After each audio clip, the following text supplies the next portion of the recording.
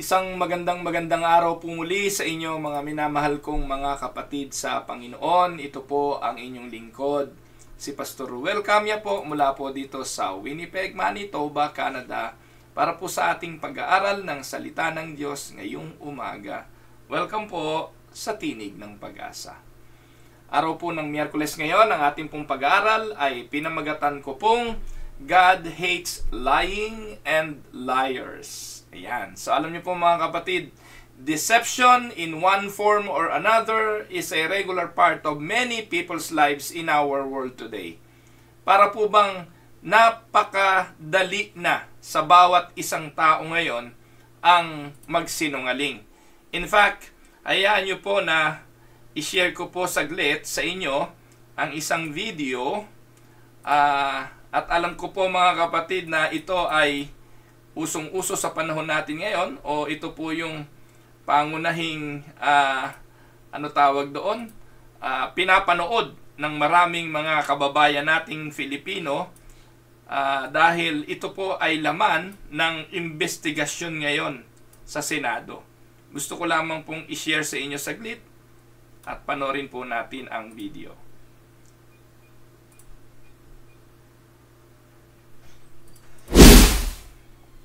Following the Ombudsman's order to suspend her as mayor of Bamban, Tarlac, Alice Go maintains her innocence and vows to continue defending her integrity and character. In a statement, Go says she respects the legal process and accepts the Ombudsman's decision, but reiterates that she is innocent. Go also believes this is an opportunity to clarify accusations against her and vows to cooperate with authorities to ensure truth and justice.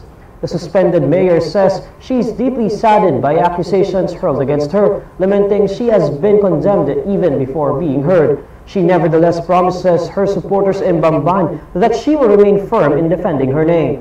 Go, Municipal Business Permits and Licensing Office Officer Edwin Ocampo and Municipal Legal Officer Aden Sigua were placed under preventive suspension without pay pending the resolution of an investigation against them.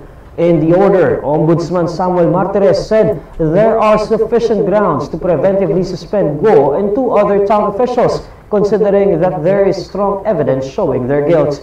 Last week, the Department of Interior and Local Government filed charges of grave misconduct, serious dishonesty, gross neglect of duty, and a conduct prejudicial to the best interest of the service against Go, Ocampo, and Sigua for allegedly allowing illegal Philippine offshore gaming operators to do business in Bamban.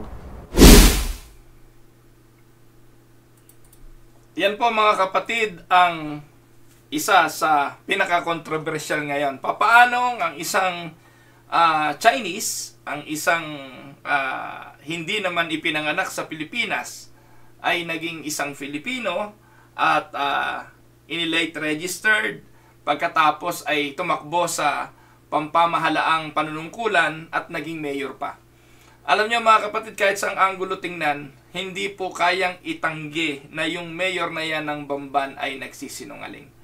Pero ganun na lamang po kung ipagtanggol din ang kanyang mga abogado, bawat Senate hearing may panibagong kwento at lahat po tayo na nakakita nito ay magbibigay ng verdict na talagang nagsisinungaling po ito. Mga minamahal na mga kapatid, hindi naman bago yan. Hindi lang naman si Alice Go o Alice Go kung tawagin ang siyang sinungaling. Likas sa tao ang pagiging bulaan. Deception in one form or another is a regular part of many people's lives in our world today.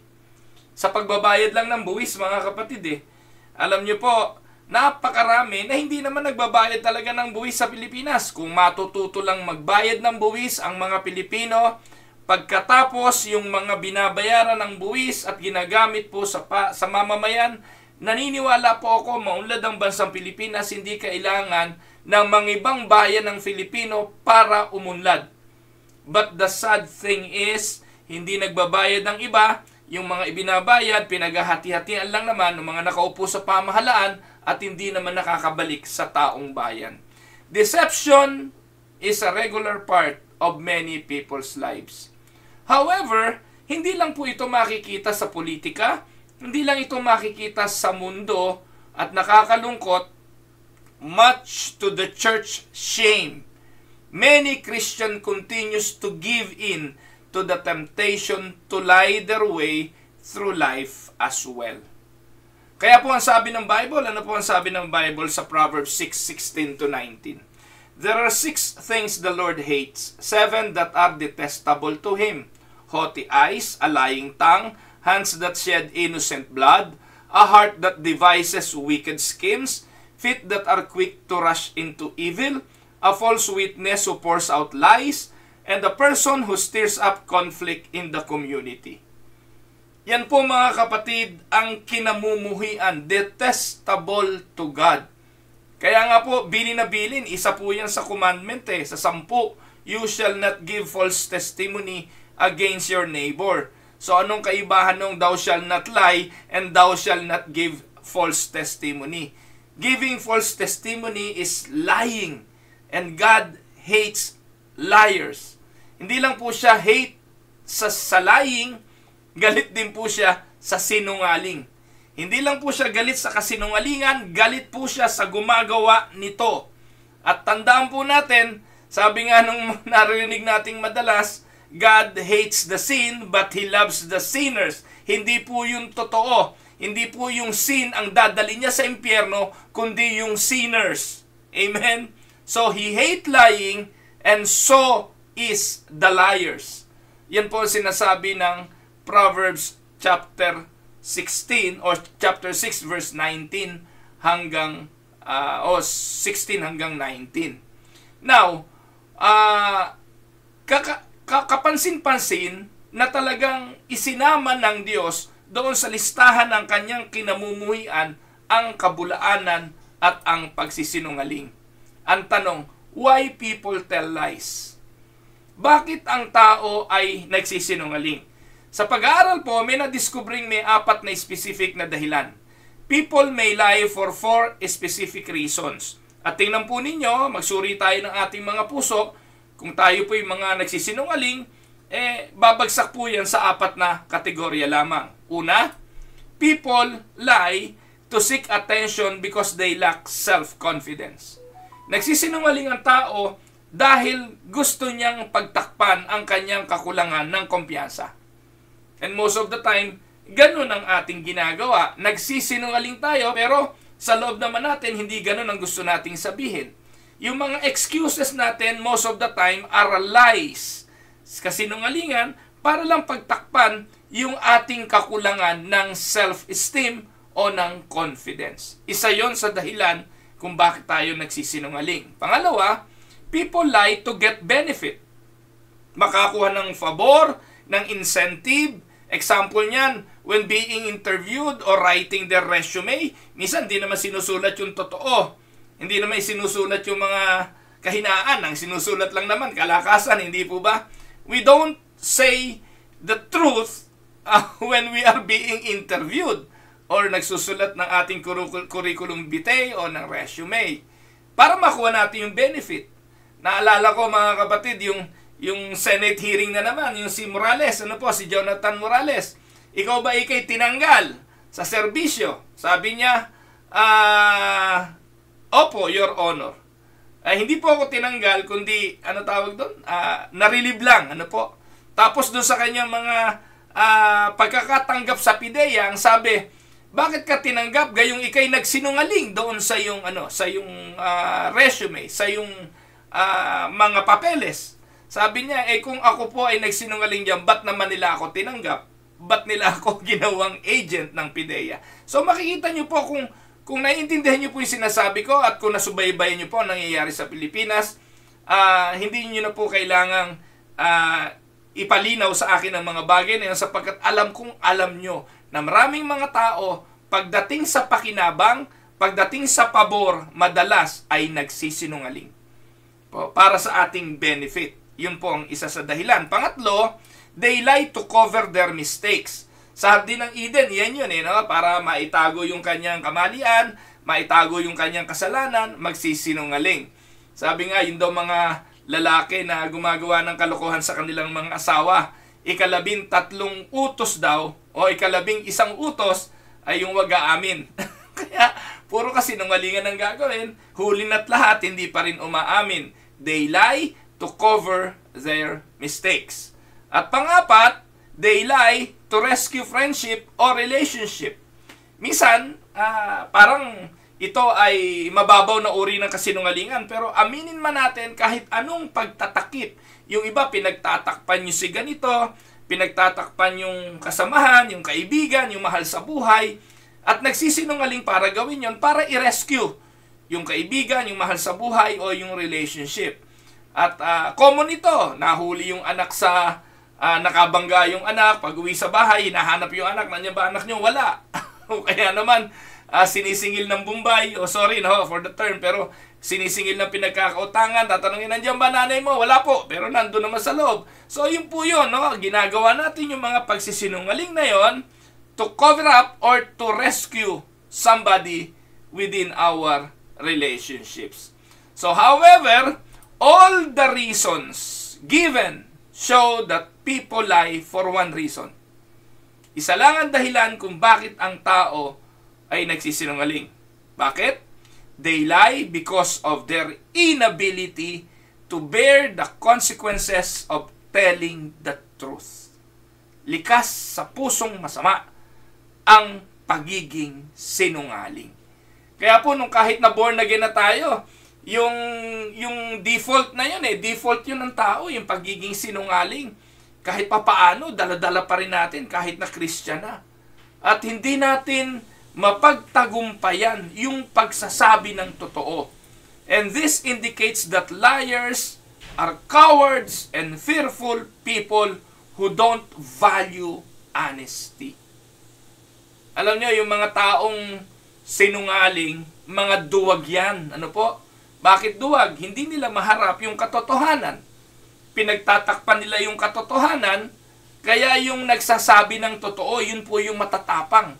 Yung hindi natatakot sa kabila nung may consequences ang pagsasabi ng totoo. Kahit na minsan, masisira yung relationship kapag nagsabi ng totoo. Kahit minsan, madedemote dahil nagsabi ka ng totoo. Pero madalang po sa panahon natin na itataya yung kanyang integridad sa pagsasabi ng totoo. Minsan itatago na lang, magsisinungaling na lang para protektahan yung sarili, pero later on naman, marireveal din ang iyong kawalan ng integridad dahil ikaw ay lumabas na sinungaling. Amen? At makikita po natin to almost all around. Sa bahay, dyan po unang-unang pinapractice yung kasinungalingan Dyan po unang-unang itinuturo yan Minsan naman ganun mga magulang ang pangunahing tagapagturo ng kasinungalingan Anak, pag may dumating dito yung kumpare ko, sabihin mo, wala ako ha? O kaya pag may dumating na maniningil, sabihin mo, wala si nanay di ba tayo ang pangunahin mga magulang ang tagapagturo? Kahit na nga minsan nakala natin, hindi masyadong malaki ang epekto nito. Pero tinuturuan po natin ang ating mga anak na magsinungaling. Alam niyo po bang galit na galit ang Diyos dito? Why does God hate lying? Why does He not only hate lying, but liars as well?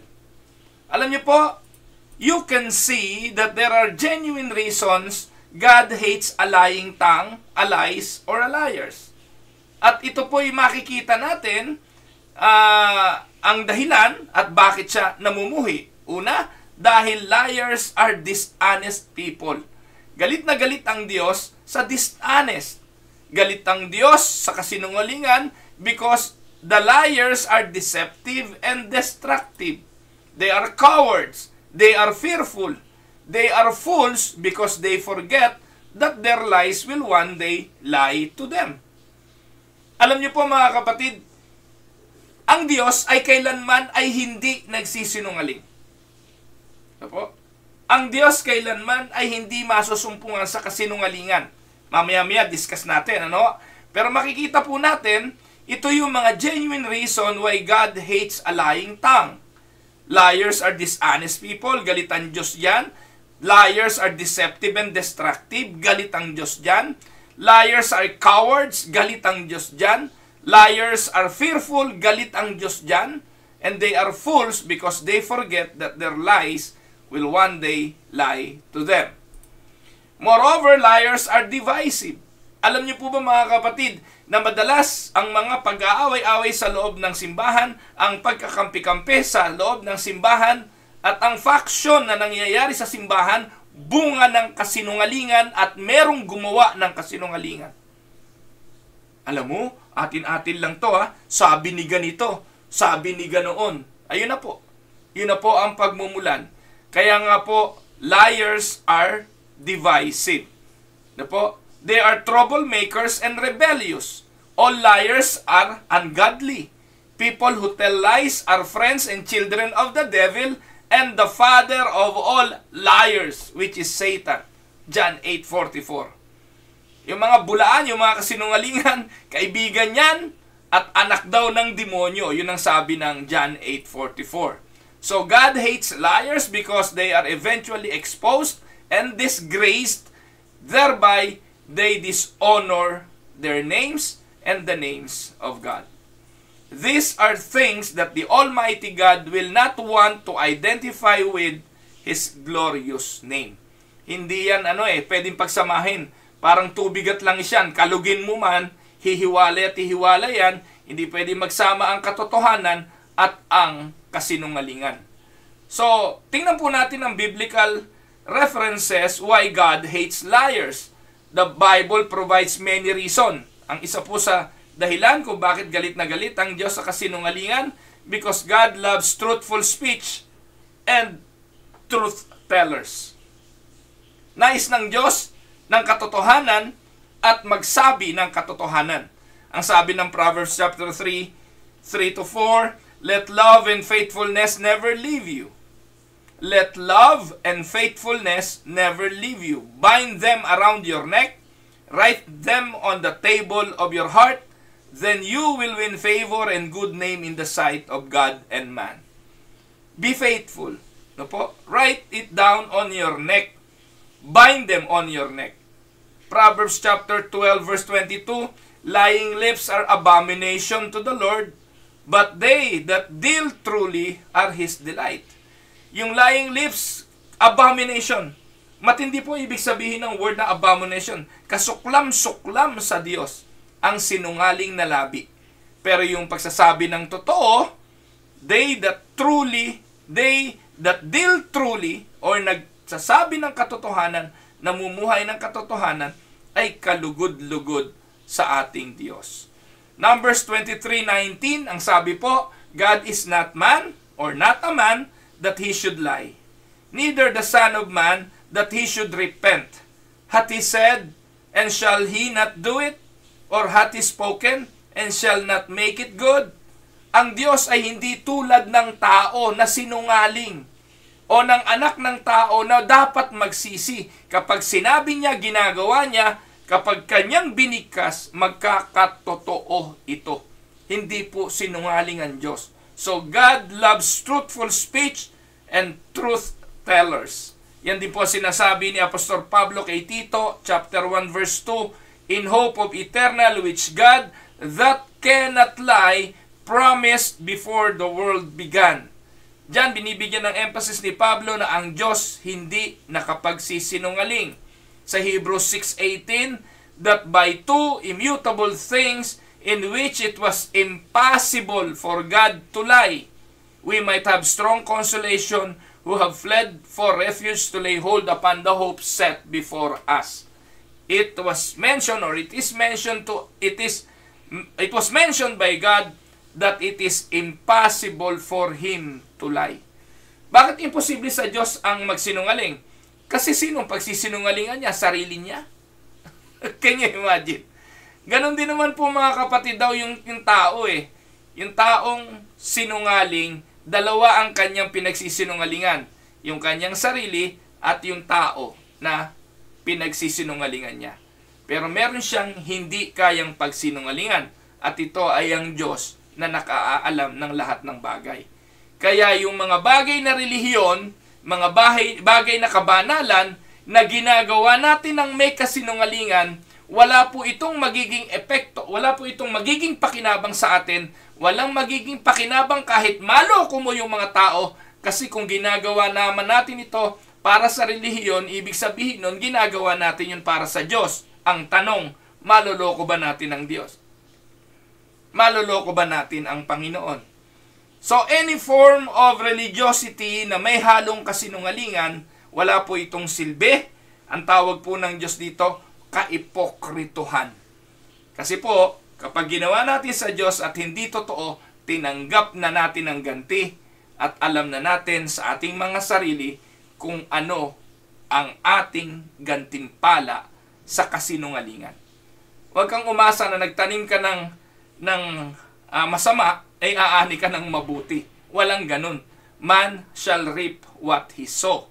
So kung ano yung itinanim, what you sow, you shall also reap.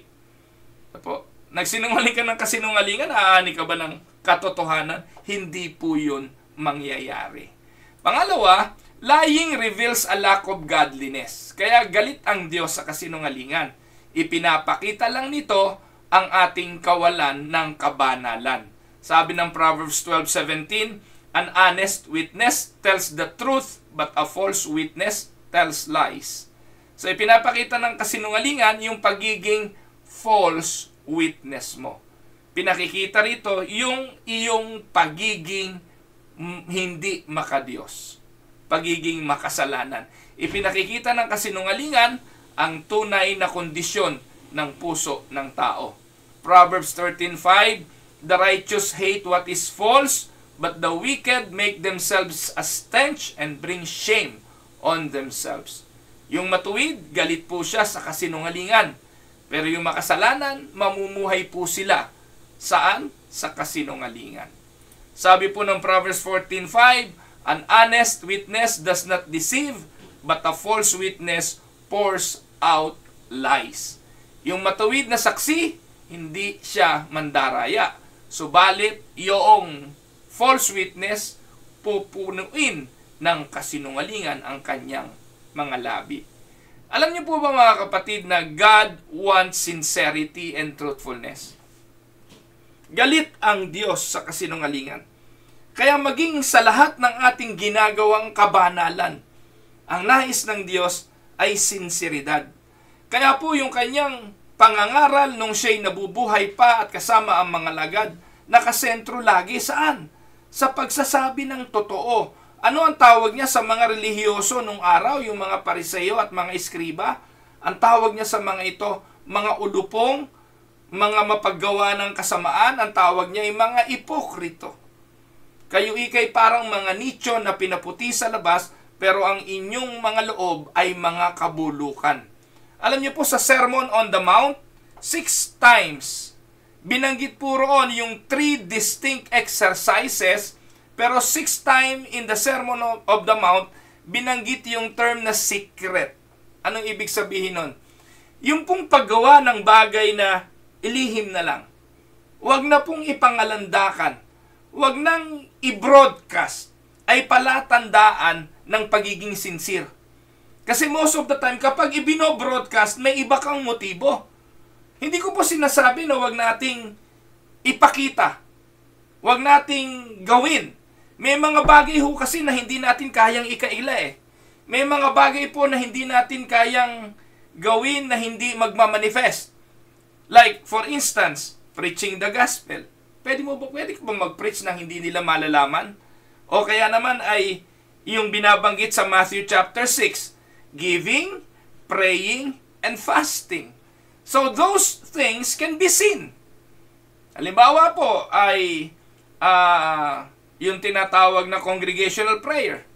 Meron ba namang congregational prayer na in-encourage mo yung congregation na mag-pray pero ikaw ay hindi nakikitang nagpe-pray? So hindi naman po pwede yun. So may mga bagay po sa buhay natin bilang Kristiyano na kailangan nating ipamuhay. Kailangan tayong maging halimbawa. Kailangan tayong maging asin at ilaw ng sanlibutan ito. So we are encouraged to live a holy life. Pero alam niyo po mga kapatid, minsan ang palatandaan ng pagiging holy ay yung bagay na ginagawa mo ay hindi mo na ipinangangalandakan. Jesus employs the term secret in Matthew chapter 6. Sabi po, pag magbibigay in secret. Why? Because your Father who sees in secret will reward you. Matthew 6:4. So, in praying, in secret. And your Father who sees in secret will reward you. Matthew 6:6. Fasting, in secret. And your Father who sees in secret will reward you. Matthew 6:18. So, itong tatlong bagay na ito na gawain ng relihiyon, manalangin, magbigay, at mag-ayuno. Ito po mga kapatid, ang sinasabi ng Pariseyo nung siya'y umakyat sa templo para manalangin sa Luke chapter 18. Ang sabi po niya, ako po ay nananalangin, ako po ay nag-aayuno, ako po ay nagbibigay. Hindi po ako katulad ng magnanakaw na yan. Naalala niyo po yung kwentong yon? Yung publikano o yung maniningil ng buwis at saka yung Pariseyo na umakyat pareha sa templo para magdasal. Ano sabi ng Pariseyo? I give, I pray, I fast. Pero ano sabi po ng Panginoon? Dito sa Sermon on the Mount, it is addressing the issue of authenticity. Ang tanong, yung ba sinasabi ng Pariseyo ay hindi totoo? Totoo yun. Ang mga Pariseyo talagang nasanay na magbigay, manalangin, at mag-fasting. Authentic naman yon kasi ginagawa nila. Pero alam niyo po, ang true authenticity ng bagay na ginagawa natin sa relihiyon ay nakabatay hindi kung ginagawa nga natin o hindi. Ang batayan nito ay ang motibo ba't natin ginagawa. Kaya para mapatunayan daw yung authenticity nito at hindi tayo nagsisinungaling, sa Matthew chapter 6, sa Sermon on the Mount, sinabi ng Panginoon, mabuti pa, gawin mo na lang ito ng secret. Sa pagbibigay, huwag mo nang ipaalam sa kanan yung ginawa ng kaliwa. Sa pananalangin, huwag kang tumayo sa panulokang daan, pumasok ka sa silid. Sa pagpa-fasting, huwag kang maglagay ng uling sa noo, huwag kang magsuot ng sako, huwag mong ipagyabang na ikay fasting. So, authenticity is the issue here. Lahat ng ginagawa natin, kahit na anong debosyon na meron ka, ikaw man ang pinakamasipag sa loob ng simbahan, ang tanong, ano motibo? Ikaw man ang pinakamalaking magbigay, ang tanong, ano motibo? Kung ikaw man ang pinakamahabang magdasal, ano motibo? God hates lying. At kung meron tingin tayong kabanalan sa mga bagay na ginagawa natin, baka pagdating ng araw, tanggapin natin ang kataga ng Panginoon sa Matthew 7:22. Lumayo ka sa akin, hindi kita nakikilala. Amen? So just how genuine is our relationship with the Lord? How is our relationship with Him? It is altogether possible to practice an outward display of religion or to talk the talk without demonstrating any inner reality of godliness or walking the talk. Posible po na mag-practice tayo ng outward display of religion. Pwede po na hindi tayo pumapalya sa simba, lahat ng prayer meeting na andoon tayo. Pwede po na lagi tayong present sa mga gawain. Pero ang tanong, ba't natin ginagawa? Pwede raw po yun without demonstrating inner reality of godliness. At yun po yung pinaka nakakatakot. This is true of every professing Christian and especially true of those engaged in Christian ministry. Kaya nga po minsan, nakakapangilabot paano nila nagagawa yun? No, nakakatayo sila sa pulpito na merong katapangan pero pagbaba doon, namumuhay ng double life. O kaya kabilang doon sa mga pagpapakanta, sila yung nangunguna sa pagpapakanta. No? At paglinggo, tingin mo talaga, banal na banal, pero pagbaba doon, meron naman palang kalaguyo. No? Napakatindi po nito At ang galing nilang magsinungaling, pero ang totoo mga kapatid, hindi po ito nagtatagal. Kalaunan, malalantad ang kahihiyan. At ang mabigat ngayon, because of the social media, malalantad ka sa social media. Napakadali po mga kapatid. Kaya nakakapangilabot mga pastor na dahil sa pamimisikleta, nakakakita ng kasabay na mga misikleta, nagiging kabit. Marami pong ganong kwento. Meron pa nga pastor, kasambahay, kataga-alaga ng anak, kalaunan, gustong anakan. No? Marami pong ganon Marami pong mga pagtatago. At akala nila mapagtatakpan yung pagtatago na yon ng outward manifestation of religiosity. Pero take note, darating ang panahon, yung kasinungalingan natin ay malalantad at hindi natin to kayang itago. Amen po ba mga kapatid? So, authentic Christianity requires an outward indiscernible work of faith. This is true. Yung ating tunay na pananampalataya, kailangan naman nagbubunga. Ito mo sinasabi ni James. Yung pananampalatayang walang gawa ay patay. At yung authentic Christianity nagre-require ng paggawa. No? Ano po ang sabi ng 1 Thessalonians 1:3? Sabi diyan, "We remember before our God and Father your work produced by faith." So ano sabi ni Pablo? Inaalala namin sa harapan ng Diyos Ama ang inyong mga gawa na bunga ng inyong pananampalataya. Your labor prompted by love, and your endurance inspired by hope in our Lord Jesus Christ. Ito dapat. Anong ibig ko sabihin? Yung mga gawa natin, bunga dapat ng pananampalataya. Yung mga labor natin, dapat udyok ng pag-ibig. At yung pagtitiis natin, inspired by the hope of our Lord Jesus Christ. So we are being encouraged to work, to continue working for the kingdom, to serve the Lord with all our might. Kasama doon ang pananalangin, pagbibigay, pag-aayuno, kung kinakailangan. Pero alam nyo, hindi lahat ng gumagawa nun, iyan ang dahilan. Marami po gumagawa nun, iba ang motibo. Ano po ang sabi ng 2 Corinthians 1:11? "With this in mind, we constantly pray for you, that our God may make you worthy of His calling, and that by His power He may bring to fruition every desire for what? For goodness, and your every deed prompted by faith." Pinapanalangin ni Apostol Pablo, no? Ang mga mananampalataya na maging makabuluhan yung kanilang calling. Paano daw ito magiging makabuluhan? Na dumating ang mga mananampalataya sa Tesalonia na magbunga yung kanilang ginagawa. At anong bunga? Kabutihan. Na ang lahat ng kanilang ginagawang ito na mabuting gawa ay bunga ng pananampalataya. So, authentic Christianity requires an outward discernible work of faith. But, take note of this, it also requires genuine godly affection and an inner discipline of the heart. Amen?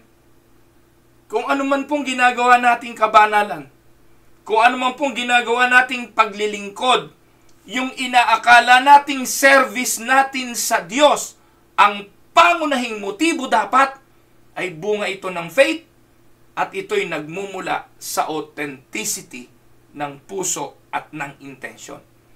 Kapag may halong bagay na para itaas ang sarili, yun po mga kapatid ay kinamumuhian ng Diyos. Tandaan po ninyo mga kapatid, there is a manner of ministry that is more about self-service than self-sacrifice, self-indulgence than self-discipline, and self-promotion than self-denial. At ito yung nakakalungkot. Ito po yung pinaka-nakakatakot na mangyari sa buhay ng mananampalataya. Yung ginagawa mo yung ministry, more about self-service than sacrifice, self-indulgence than self-discipline, self-promotion than self-denial. There is also a giving that is designed for recognition. A giving that designed for plaques or plaque na ilalagay mo sa iyong wall. plaque na magpapaalala sa susunod na henerasyon. Tatay ko nagbigay niyan. Nanay ko nag-donate niyan. Wala tong building na ito kung hindi dahil sa mga magulang ko. Yang lupa na kinatitirikan, galing sa amin yan. At kailangan taon-taon i-recognize nyo kami dyan. Pag hindi nyo kami ni-recognize, wala kayong utang na loob, pwede naming bawiin yan. Ayan, ganyan ang mga linyahan eh. At madalas nating naririnig yan. Kung hindi ika kay ganito, wala yan. Kung hindi ika kay ganoon, wala yan. Tama naman po. Marahil kung hindi naman nga ibinigay nila, wala yun eh. Pero ang sabi po, pag tayo'y nagkaloob, wag na nating ipaalam sa kaliwa yung ginawa ng kanan. Para ano? Para ang glory hindi mapunta sa atin at ang maparangalan ay ang Diyos na nagpo-provide ng lahat para sa kanyang iglesia. There is also a giving that is designed for recognitions. At sana po, hindi iyon ang motivation natin ng pagbibigay. Hindi iyon ang motivation natin why we give. Amen? Alam niyo mga kapatid, dito po sa Canada, dumating ako doon sa punto na na-realize ko na talagang yung mga offering sa church, hindi ko nalalaman kung sino nagbibigay. Dito po hindi rin uso rito yung sa Pilipinas eh. Sa Pilipinas uso yung nag-sermon si pastor. Ano po? Napaganda yung sermon ni pastor. Na-bless yung miyembro. Pagbaba ni pastor, may sasalubong mag-aabot sa kanya ng love gift. Minsan hindi na nga isinosobre. No? Iaabot, palihim. No? Palihim. Hindi ko sinasabing wag niyong gawin yon.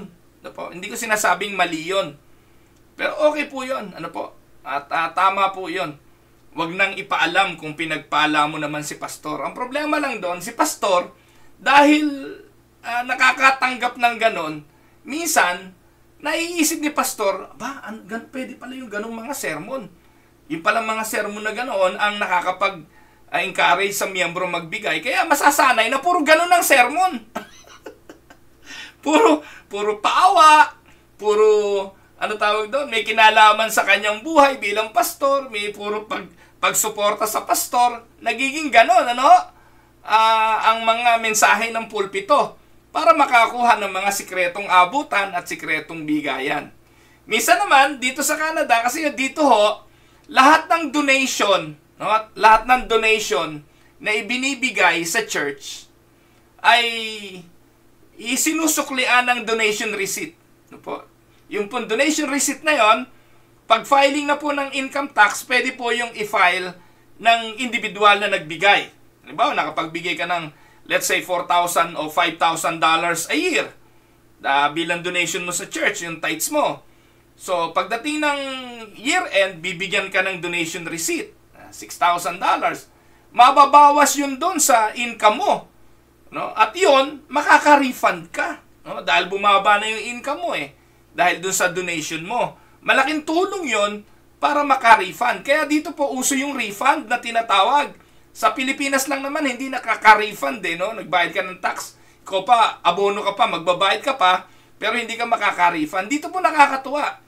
At nakaka-refund po dito ng as high as $6,000 a year, $5,000. Can you imagine?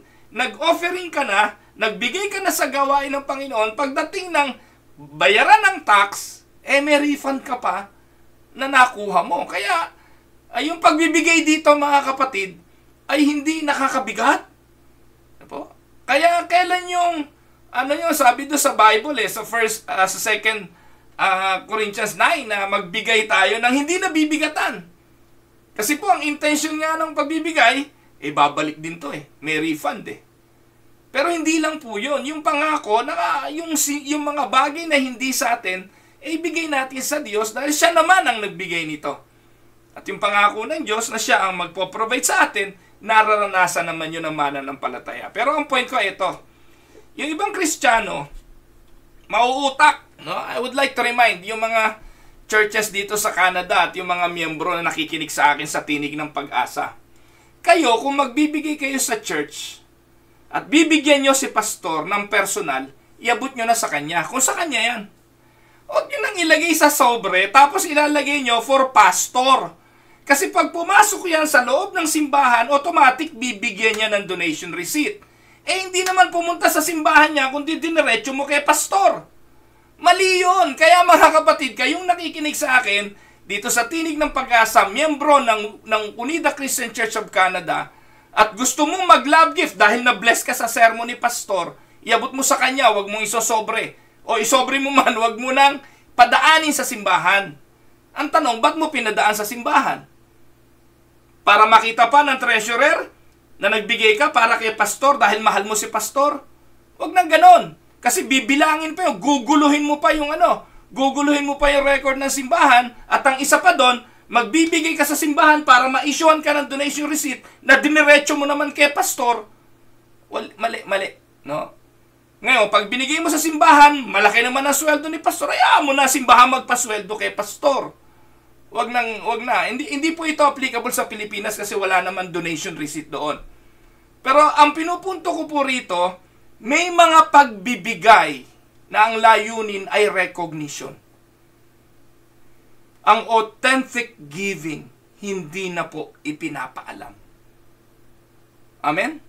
At wag natin kakalimutan mga kapatid, prayers in the early Reformation language of the 16th century suggesting depths of personal maturity and not just for show.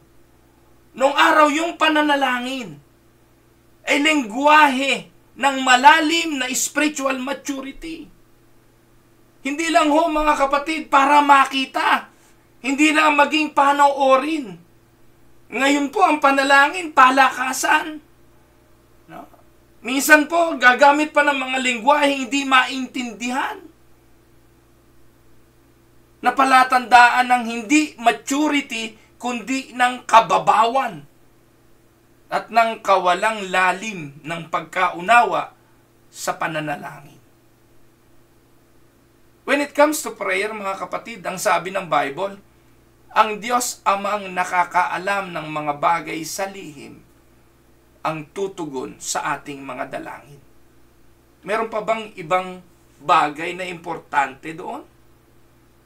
Na hindi mo pa man binubuksan ang iyong mga labi, alam na ng Diyos ang iyong panalangin. Naturuan ho kasi tayo ng mga Pentecostal na yung prayer natin para maging powerful, gumamit ka ng kung ano-anong mga lengguwahe. Gumamit ka ng iyong mga paraan, minsan yung posture, yung gesture, yung tone of voice, wala po yung epekto kung sasagutin o hindi ng Diyos ang panalangin mo. Alam niyo po, ang basihan ng pagtugon ng Diyos ay ang kanyang kalooban. Hindi nga yung gusto natin kundi kung ano yung gusto ng Diyos. Kahit magtutuwad ka dyan, pag hindi kalooban ng Diyos, hindi kalooban ng Diyos. So kaya ang pananalangin, hindi lang paghingi. Hindi lang pagre-request ng mga bagay na kapritsyo mo sa buhay. Ang diwa ng pananalangin ay palatandaan ng maturity mo sa pananampalataya. Na gusto mo lang kausapin ng Diyos, gusto mong makipag-ugnayan sa Kanya, gusto mong maging intimate sa Kanya, at sabihin sa Kanya kung anong nararamdaman mo, kung anong kalagayan mo, at bonus na lang, kung mabanggit mo na, Ama, pwede po ba bigyan niyo ako ng ganito? Pero Lord, okay lang, hindi ang aking kalooban, kundi ang kalooban mo. That is how we should pray. Because even the Lord Jesus, when He prayed to the Father, Father, if it is your will, may this cup pass before me, but not my will, but your will be done. That is praying. Yan po yung diwa ng panalangin ng unang itinuro ng mga reformers. Kasi po, nakasanayan panalangin ng Roman Catholic, ano po ba? Yung kinakabisadong panalangin, nananalangin sa mga santo, nananalangin kay Maria. Kaya nung 16th century na nagkaroon ng Reformation, itinuro ng mga reformers, ngayon ang panalangin ay isang malalim na kapahayagan ng ating maturity. No longer we will pray just for requesting God of what we want in our lives, but we pray to commune with Him to fellowship with Him, and to express to Him how we long to talk to Him. Now, there is also a giving designed for recognition, and there is a prayer just for show. Amen? Fasting. Fasting are not to be given to show that he or she is more religious than others. Alam niyo ba na nauso yan? Na may mga tao na ipinapangalandakang sila'y fasting, ipinagyayabang na sila'y fasting, para ipagmalaking mas spiritual sila kesa sa iba. Nauso yan ang dekada 80 eh. Noong mga nagdagsaan yung turong mga Pentecostal sa Philippines, nina Morris Cirulo, ano tawag doon, yung mga PTL, yung Praise the Lord na Praise the Lord movement. Nung mga uso yung mga Pentecostal teachings na yon, na dumami ang nag-fasting sa pag-aakala na kapag sila'y lumampas ng 1 oras na hindi kumakain, mas magiging effective yung kanilang prayer. Pero ano nangyari? Naging show of their religious power, show of their religious maturity daw, kuno. Pero kalaunan, hindi naman po makatotohanan ng ginagawa ng iba. Sabi, pag nagpa-fasting ka, huwag mo nang ipaalam. Pag may nakaalam na fasting ka, wala nang silbi yung ginagawa mong fasting. Kaya nga ang bilin magbihis ka, magsuklay ka, maligo ka, huwag kang maglagay ng sako at huwag kang maglagay ng abo. Minsan para magmukhang nagpa-fasting talaga, mukhang kaawa-awa ang itsura eh. Yung iba pumupunta pa sa prayer mountain, gagayahin pa si Jesus 30-40 days na walang kain, walang tulog, o walang inom. Yung iba nga po, pumunta sa prayer mountain, paglabas naka-stretcher hospital diretso Para ano yon? Para palabasin na natalo mo si Jesus sa pagpa-fasting? Just to show people that you are more religious than others? Huwag ganon. Yung mga bagay na ginagawa sa lihim, mas palatandaan ng authenticity kesa sa mga bagay na sinasabing hindi naman tama ang motibo. All these outward demonstrations of religiosity may be no more than mere hypocrisy. It's mere hypocrisy. Amen?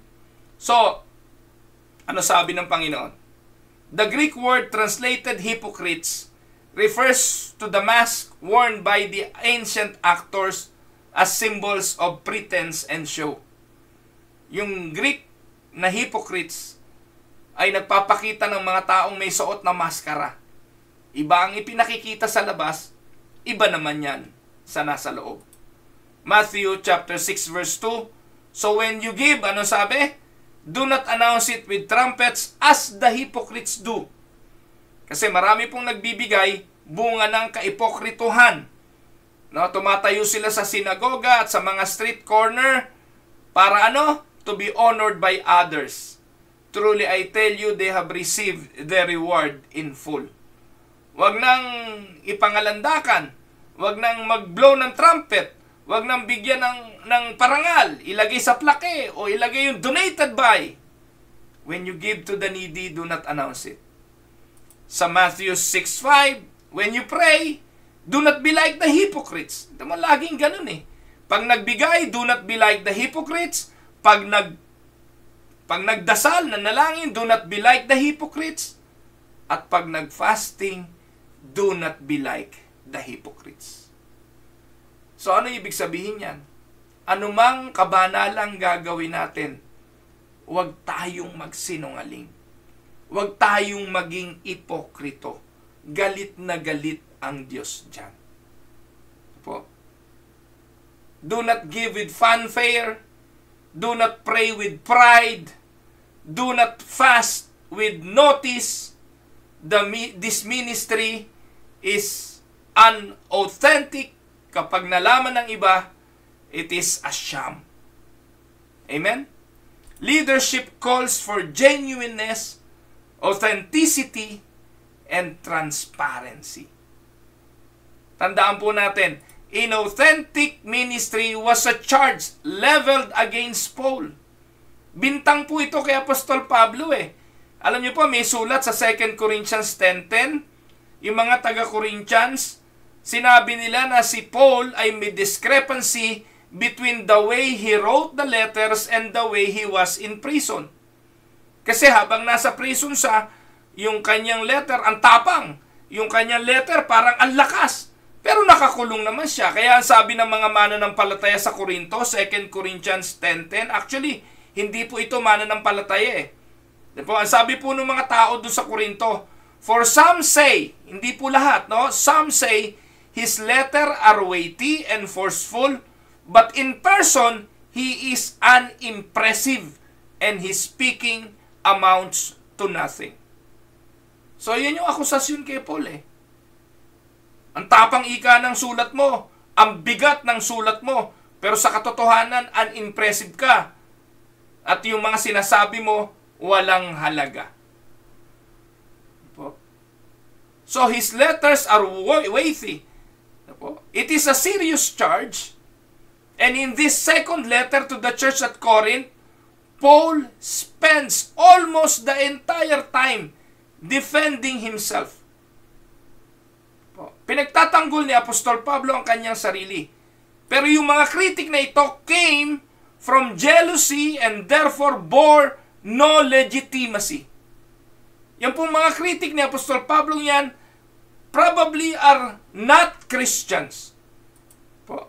But the fact is, yung akusasyon can be true, pero hindi kay Apostol Pablo. Maaring para sa iba, maaring para sa atin. Katotohanan na minsan ang tapang-tapang nating magsalita, ang husay-husay nating magsalita, pero deep inside, hindi tayo impressive. Yung ating sinasabi amount to nothing. Pero kay Paul, totoo yun. Kung ano sinasabi niya, yun ang ginagawa niya. Kung ano yung sinabi niya sa sulat, kung gaano siya katapang, ganun din siya katapang sa totoo, sa kanyang puso. Leadership calls for genuineness, authenticity, and transparency. Tandaan po ninyo mga kapatid, godliness must be found in the heart if it is to be genuine. Amen? Ang kabanalan ay dapat natatagpuan sa puso kung ito ay totoo. The one who prays more in public than in private, or only gives at special events when likely to be thanked for it, or practice spiritual disciplines and lets everyone know just how difficult spiritual routines he keeps, is more concerned about the outward appearance than a heart relationship with Jesus. Godliness must be found in the heart. Kaya kung may taong nananalangin, public kesa itago, or nagbibigay sa mga special event kahit wag na dapat ipaalam, o yung mga nagfa-fasting para i-practice ang spiritual discipline for the purpose na ang concern ay outward appearance kesa sa relasyon kay Jesus, sabi ng Bible, ito ay walang kabuluhan. Mga minamahal na mga kapatid, ang pinaka-sincere, faithful na bagay na gagawin natin sa larangan ng relihiyon ay ang mga bagay na ginagawa natin sa lihim. Tandaan, galit ang Diyos sa sinungaling, ayaw na ayaw niya ng kasinungalingan. Amen? Pagpalain po tayo ng ating Panginoon. Ito po ang inyong lingkod, si Pastor Well, para po sa Tinig ng Pag-asa. God bless mga kapatid.